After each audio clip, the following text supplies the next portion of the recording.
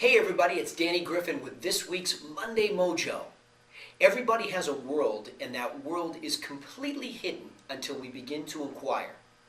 As soon as we do, that entire world opens up to us and yields itself. And you see exactly how full and complex it is. That comes from David Gutterson, an American novelist, poet, and journalist.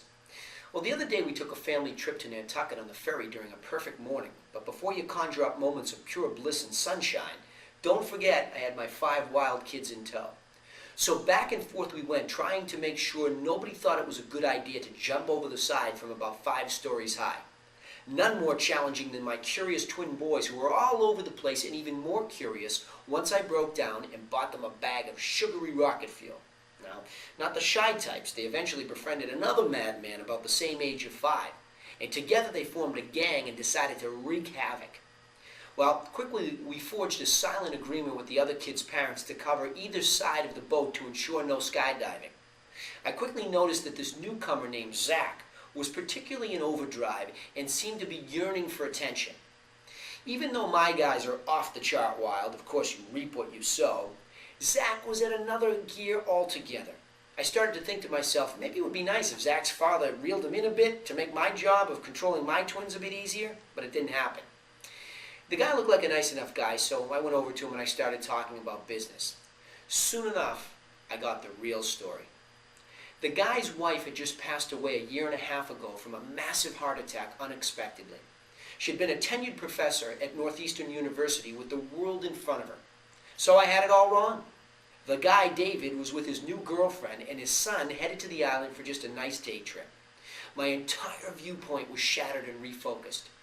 Even though David told me Zach was doing fine, it all of a sudden made sense to me.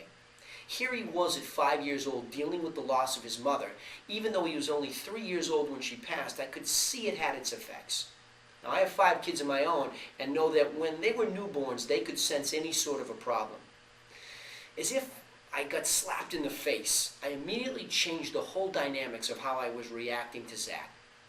As he tried to inch into our family pictures, I gave the wink to my wife in motion that it was a good idea, even though I could see the look on her face as she tried to capture the perfect moment for this year's Christmas cards.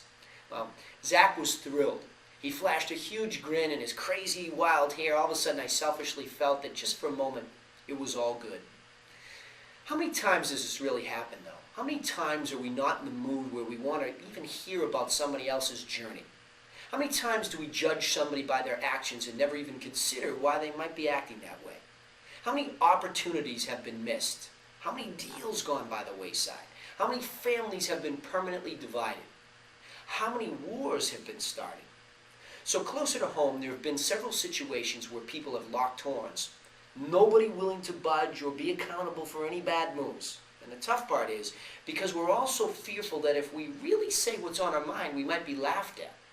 If we actually say we were hurt or wrong, we might be seen as weak, and worse, we seem so committed to be consistent rather than even being right.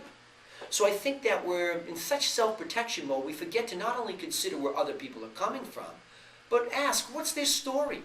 What's their pain? Is their anger really covered up for deep hurt? What might have happened to them to put them in the state of being? Maybe everything they do and say is being dictated to by a paradigm of pain and abuse.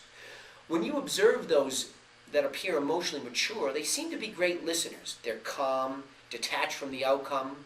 They don't seem to have an agenda or an obvious personal gain. They seem to put us at ease, and we like them for that.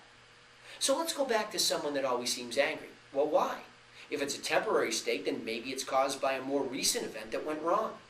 Maybe they're not even curious about their outburst because they're really consumed with their pain.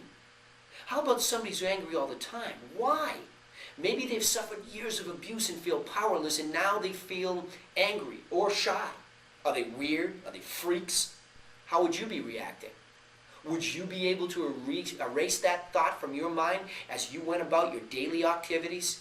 Would it be something that popped up in the middle of dinner, triggered by seemingly innocent words or actions, and turned the night into a disaster? Sure, kick the bucket, you might be saying. Just get over it and move on. Well, that's what you want, perhaps, because you have not had the same experiences. And after all, why can't other people just think and act like you do? Think about that for a minute. Why do we want relationships to be easy?